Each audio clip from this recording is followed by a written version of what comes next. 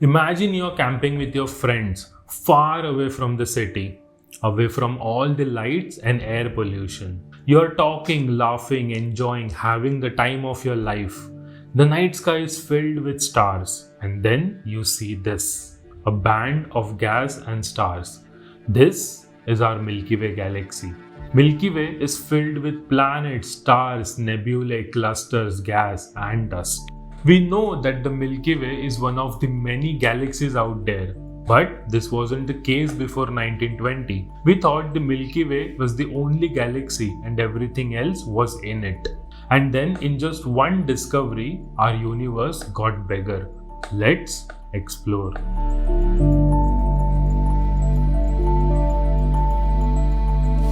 In the early 20s, after the development of telescope, we started observing the cosmos closely, and we managed to figure out most of the things in it.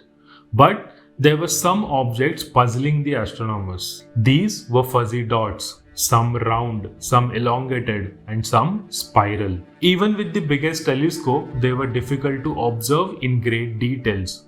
Astronomers called it nebulae. In 1920, there was a great debate about the nature of the universe. One group said that the Milky Way is everything we see and all other objects are in it. Other groups said that the spiral nebulae we see in the sky are like our Milky Way far away from us, like island galaxies. Both groups had data to prove their ideas, so it was difficult to choose any one idea. The observation which concluded this mystery was made just a few years later. Edwin Hubble, along with his assistant, was observing the Great Spiral Nebula M31 using the largest telescope of that time. They found a few Cepheid variable stars that pulsate, change their brightness periodically, and calculated their distance from Earth. The distance they found to M31 was 9 lakh light years, way far than the largest estimation of our Milky Way galaxy. They also found few stars spread across these objects. Finally, it was concluded that the Great Andromeda Nebula was actually the Andromeda Galaxy. At that moment, our understanding of the universe got million times bigger. We learned a lot about galaxies in the coming years. Each galaxy is filled with hundreds of millions to trillions of stars. Most of them contains gas and dust. They vary in size from few thousands to hundreds of thousand light years. And they come in variety of shapes too. We use these shapes to classify them, and broadly there are three major types of galaxies: elliptical, spiral, and irregular. We know about spiral galaxies. We have seen pictures of it. We live in one. Spiral galaxies have a yellowish central bulge containing old red stars. These bulges can either be spherical or bar-shaped, like our Milky Way galaxy. We call them barred spiral galaxies. The spiral arms contain newer blue stars. They can be wound tightly or loosely. Spiral galaxies can appear different to us based on their angle. Some galaxies are face-on. They look huge and magnificent. Some are tilted, and some galaxies are edge-on. We see them as the disc shape they are. Elliptical galaxies look like an egg. Some are spherical and some elongated, like cigars. These galaxies have no structure like spiral galaxies. They mostly contain older stars and lack gas and dust. There seems to be no new star formation happening. We aren't sure how ellipticals form, but one theory says that these are the results of the galactic collisions, entire galaxies colliding.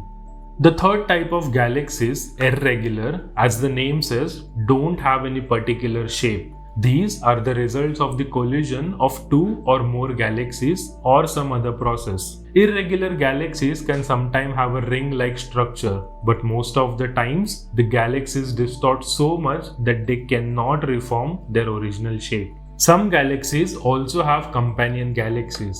Our Milky Way has many satellite galaxies. The two biggest are Large and Small Magellanic Cloud, visible from the southern hemisphere. Both are irregular type galaxies. But the galaxy isn't the biggest object in our universe. If we zoom out all the way out of our Milky Way, we find galaxies clumped together to form a local group. Zoom out further and we see these galaxies are in clusters. Some are small like ours and some are big. These are galaxy clusters. A galaxy cluster can be a few million light years across and contains thousands of galaxies. The closest to us is the Virgo cluster. It is 50 million light years away from us. A galaxy orbits a galaxy cluster the way planets orbits the sun.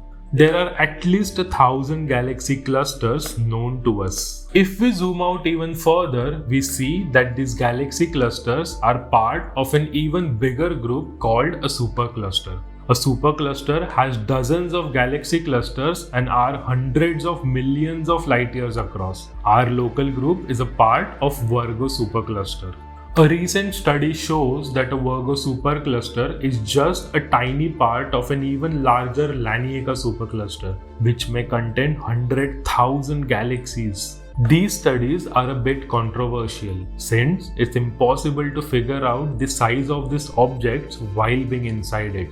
But it gives us a glimpse into our vast universe and just how tiny part we play in it. Although it's our curiosity that's enormous, that makes us think about the cosmos, learn it, understand it. That doesn't make us small, it makes us universal. If you enjoyed watching this video, make sure you hit the like button. And to see such more content, subscribe to our channel. Hope to see you again really soon. Till then, keep exploring.